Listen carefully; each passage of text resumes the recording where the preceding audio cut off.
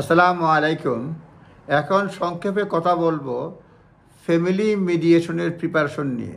আমরা ফ্যামিলির ক্ষেত্রে ফাইন্যান্সিয়াল রেমেডি বা বাচ্চার কন্ট্যাক্ট নিয়ে, অ্যারেঞ্জমেন্ট নিয়ে আমরা প্রায় আদালতে যাই এবং যাদের মানে দুর্ভাগ্যবশত হোক আর সৌভাগ্যবশত হোক যে সেপারেটেড হয়ে গেছে হাজব্যান্ড ওয়াইফ কিন্তু বাচ্চা রয়েছে, কিংবা তালাকের পরে ফাইন্যান্সিয়াল রেমেডি নিয়ে আপনার কোর্টে যেতে হচ্ছে, তো এসব খরচ অ্যাভয়েড করার জন্য মিডিয়েশনের অ্যারেঞ্জমেন্ট করা হয়। তো মিডিয়েশন যেটা হয়, ফ্যামিলি মিডিয়েশন, সেখানে আপনার প্রস্তুতি দরকার আছে।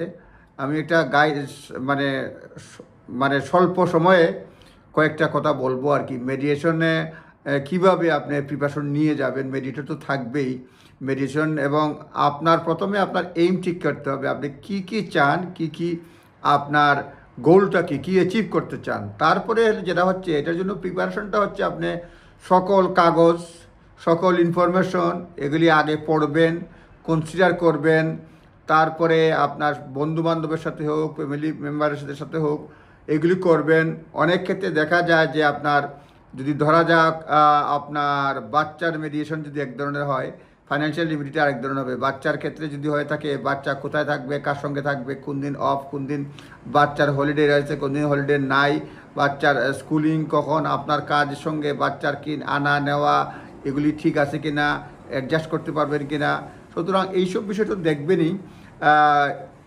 এটা যেটা হচ্ছে গিয়ে, যদি মিডিয়েশন হয় সেই ক্ষেত্রে আপনি যদি প্রস্তুতি নিয়ে যান, সিচুয়েশন এবং ডিসিশনটা আপনার কন্ট্রোলে থাকে।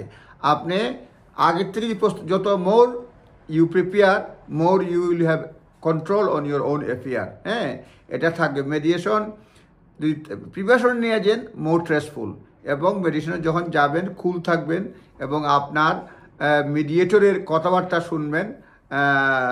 এবং মেডিটেট করলে এটা ক্ষেত্রে আপনার কস্ট ইফেক্টিভ হয়, কারণ আপনি পরে কোর্টে নাও যেতে হতে পারে আর কি। ভেরিয়াস ওয়ে রয়েছে আপনি মেডিয়েশনে কখন মানে প্রিপারেশন নেবেন।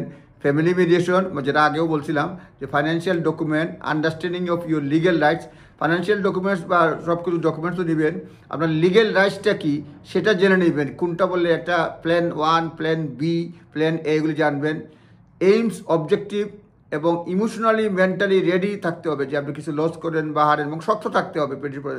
এবং ব্যাকগ্রাউন্ড সাপোর্টের জন্য আপনার ফ্যামিলি, ফ্রেন্ডস, এমনকি লিগেল বা হেলথ প্রফেশনালের অ্যাডভাইস নিয়ে যাবেন, আগে থেকে প্রস্তুতি নিয়ে যাবেন, তাহলে আপনি কন্ট্রোলে থাকবে। মেডিয়েশন প্রসেস অফেন যেটা হয়, গোলস এবং প্রায়োরিটিস যেটা হবে আপনার স্টেপ বাই স্টেপ আপনি এটা রেডি করে যাবেন এবং ফোকাস থাকবেন কী চান, একটা মানে কোন অফার দিলে কাউন্টার অফারটা কী দিবেন, কী পর্যায়ে দেবেন, এবং কাউন্টার অফারটার লাভ কী হবে এটা জানবেন।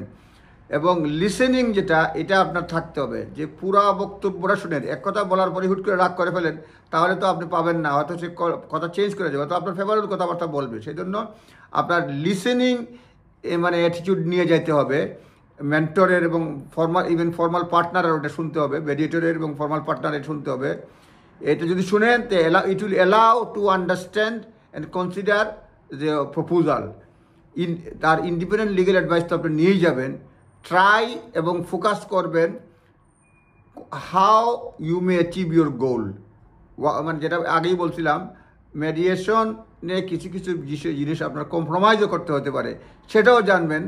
ওপেন, এবং এটা লিখে নিয়ে যাবেন। ওপেন থাকবেন, নেগোসিয়েশন করবেন, কন্ট্রোলে থাকবেন।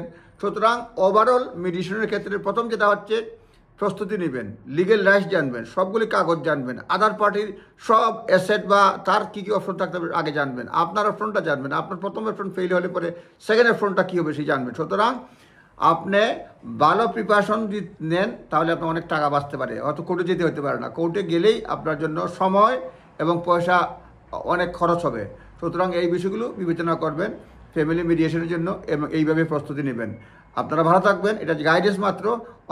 অনেকের বিভিন্ন ধরনের কন্ডিশন রয়েছে বা ওয়ে রয়েছে, মেথড রয়েছে, সেগুলি নিজেরা ফলো করতে পারবেন। আমি জাস্ট একটা গাইডেন্স দিলাম, আশা করি কারো হয়তো উপকারে আসবে। ভালো থাকবেন। আসসালামু আলাইকুম।